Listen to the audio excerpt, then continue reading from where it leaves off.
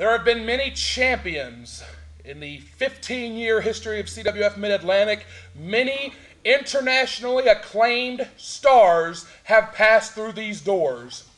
But there can only be one face of this organization. And that question will be answered Saturday night, December the 27th at Battlecade 15, when two of the most decorated champions in the history of this organization collide. Arik Royal, former Mid-Atlantic heavyweight champion, the longest title reign in the history of this organization, 560 days. Ric Converse, a record-setting 6-time champion, and has carried the Mid-Atlantic Heavyweight Championship for 1,044 days, spread out across 6 title reigns. Arik, I will begin with you.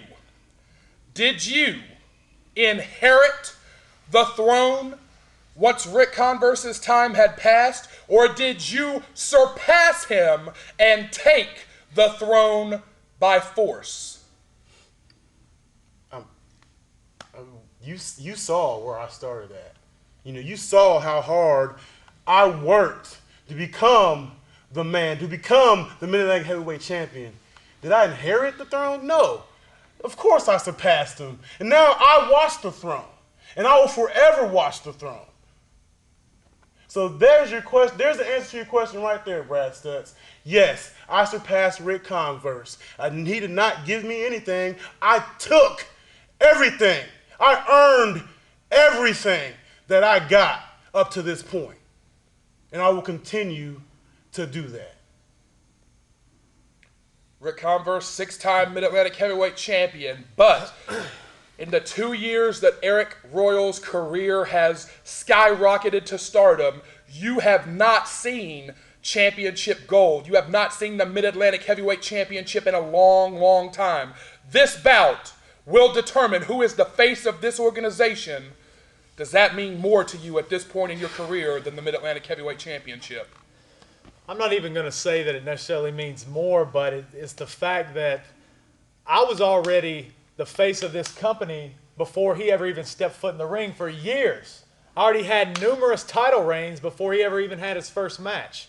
So for anyone to even try to say that they're the face of this organization and they're sitting here right in my face looking at me, you're going to try to make me believe that.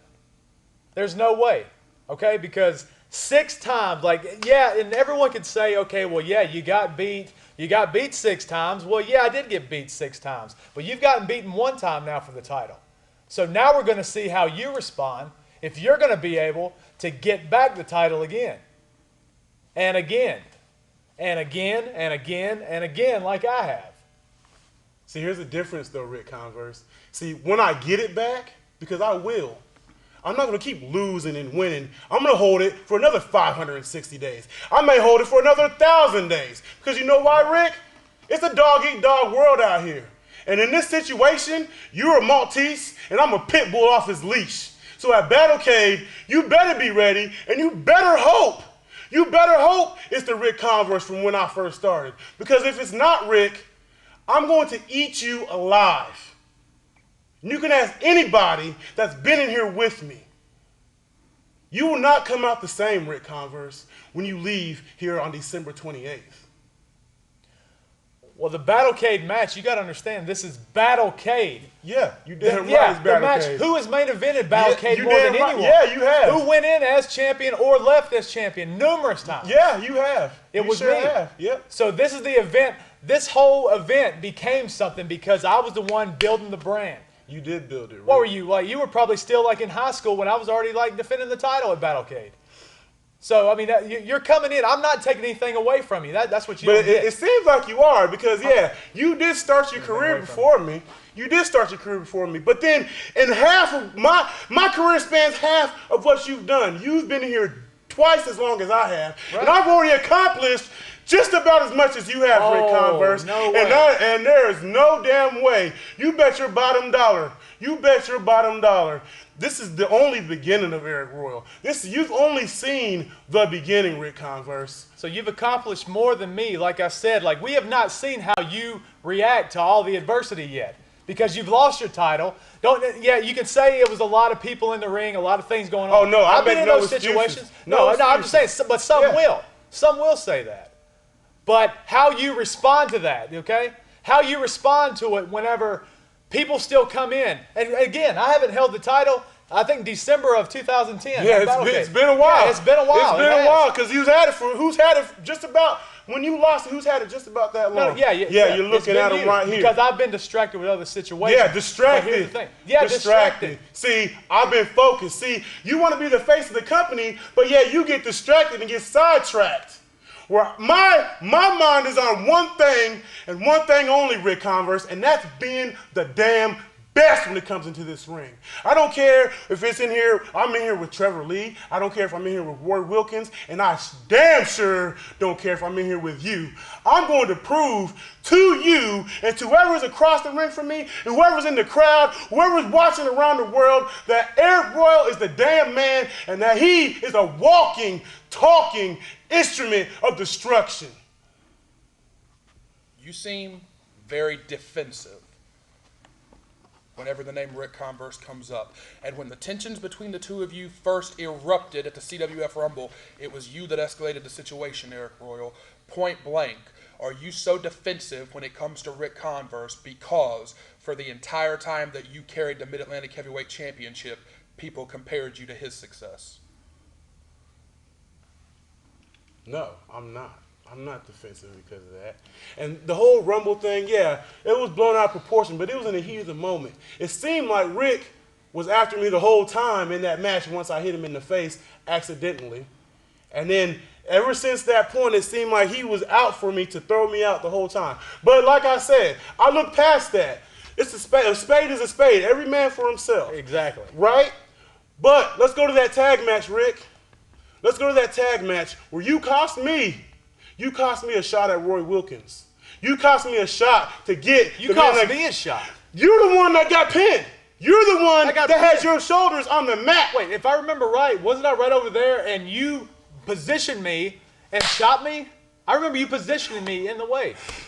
What are you gonna say? You just happened to, you're just trying to get me out of the way. I was trying to get you out of the way, and then Roy moved out of the way. But then you come over here and you hit me. You knocked me off the apron. I was trying to help you out. And then, so then you get your ass pinned, and now I have to sit around and wait and hope and pray that Roy loses at Battlecade, or that I find some way to get a title shot and get Roy. See, the whole thing about being the champion, yes, I still feel like I am the champion. Wait. The whole thing about being the champion? How are you ever going to tell me anything about being a champion? How are you ever going to say that you've accomplished almost what I have in half the time?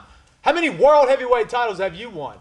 How many times have you seen your name written in a bunch of Japanese writing and all of a sudden Arik Royal's in the middle of it? Because I've seen Ric Converse in the Japanese publications, okay? I've seen that. I've been there. Still banging on the past. Oh, yeah, we're banging on the past. See, that's the thing about you, Ric Converse. You're living in the past. You're living in the past. See, what I do with my past, I use it as fuel. I use it as fuel to energize me, to motivate me, to get where I need to be. And so right now, Rick, you're in my way.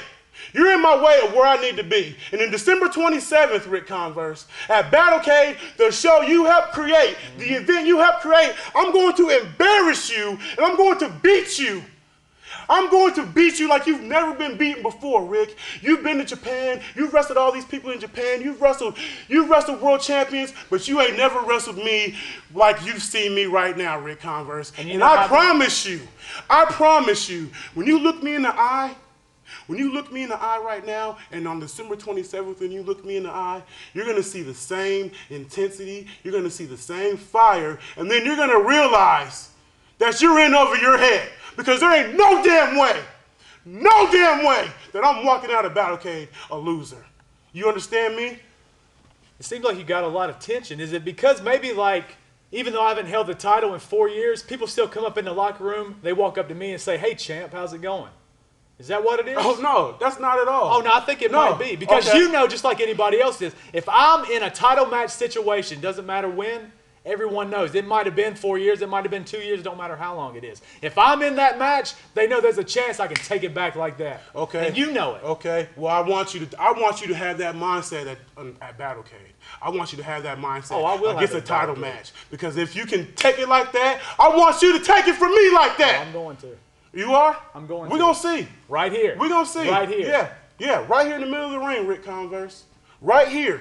You're going to be looking up at these lights. And you're going to be looking at me with my hand raised.